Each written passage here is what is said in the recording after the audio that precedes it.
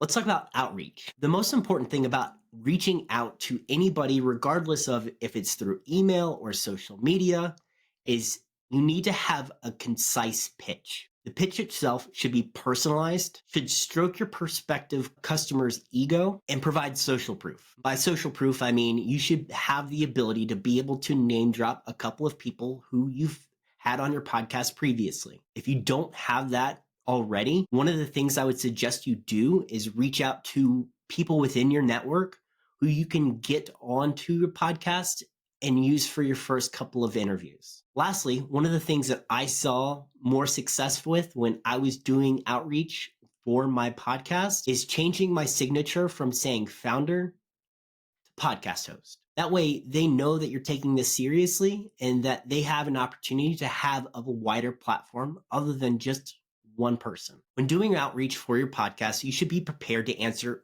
any or all of these questions. First, is it going to cost them any money to be a guest? That answer is entirely up to you. But if you're prospecting, I typically would not charge them for appearance. Next, you'll get asked a lot who your audience is. That is another thing that you'll probably have to define or find out over time after you've published a few episodes. Next is how long it takes for you to shoot, record, and release the episode. Typically, most podcast episodes are less than an hour. So getting less than an hour worth of someone's time is reasonable. An hour's worth of recording will generally lead you to 40 to 45 minutes worth of finalized long form content.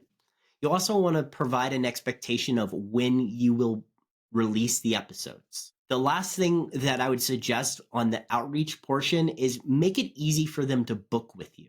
So in my case, I use Calendly to allow people to book time that is convenient to them on my calendar to have our episode.